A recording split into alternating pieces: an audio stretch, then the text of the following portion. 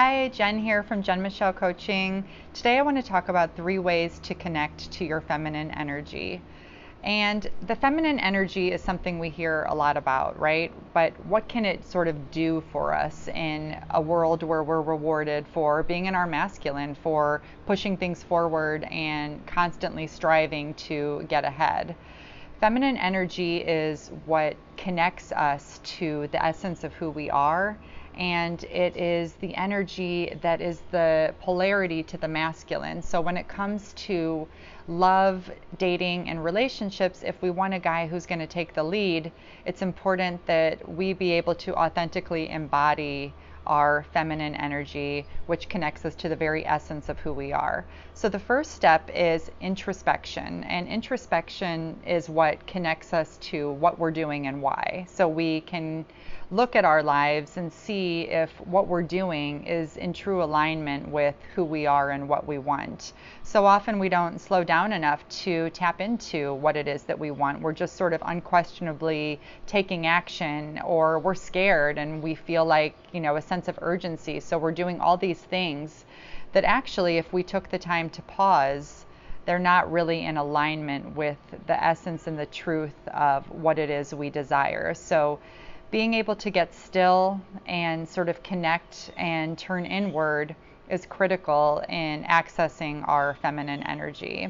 Number 2, masculine energy is our logical and reasoning mind. So it's the energy of thinking, of problem solving, of making things happen, getting it done. Feminine energy is connecting to our emotions, connecting to our intuition, connecting to the deeper part of who we are. And when we're in this energetic space, we are able to be with our feelings in a way that we're used to covering them up. So often when we feel uncomfortable emotions, we immediately want to do something with them. We have this instinctual reaction, and so we start moving a bunch of pieces and making a bunch of changes, but they're not really addressing the root of what's underneath the fear, the urgency, all of those intense feelings that we have. So when we learn to be in our feminine energy and weather those emotional storms, the beauty of what's on the other side is our answer. It's the clarity that we're seeking. It's the confidence, the emotional resiliency, the wisdom and perspective of knowing that no matter what we're facing, we can get through it. We don't have to start sort of intervening in it and changing it. The ability to really be with strong emotions is what gives us a sense of wholeness, and it's what gives us that confidence to know that no matter what, everything's working out for us. And so when you face an emotional storm and you truly weather it in a space of not putting it on someone else or playing hot potato with it in that sense, there's a real beauty in that you'll feel, because you'll be connecting to the truest part of who you are, and there'll just be a real sense of empowerment that you're not sort of playing puppeteer or just moving things around without that, thoughtfulness and awareness that's needed for real things to change. Number 3 is shaking things up.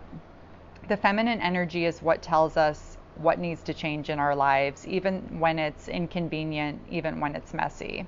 So when we are, looking at our lives and we're like, what I'm doing doesn't match what's in here. It's not matching the truth of what I want. It inspires us to start realigning. It starts giving us indicators that we feel more confident listening to make changes in our lives that connect us to the truth of where we need to be and all things that we desire. It connects us to the part of us that is whole, the essence and the truth of everything that we are seeking. And so we learn to not just sort of stay on the path, even though it's easier, but we don't feel good doing it. And if we're feeling exhausted, tired, overworked, resentful, we are in our masculine energy. And to sort of reset that and get into a feeling of ease, of flow, of abundance, of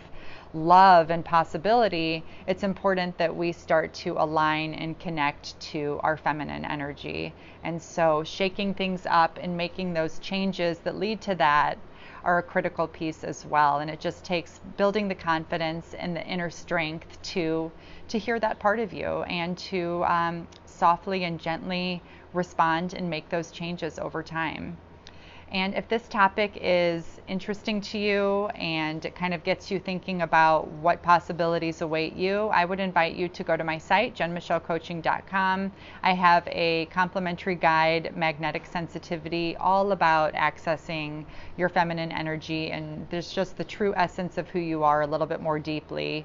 And I have other resources you can download there as well. I'm wishing you all a great week, and I hope these concepts start to get you thinking and start to get you feeling into your feminine energy.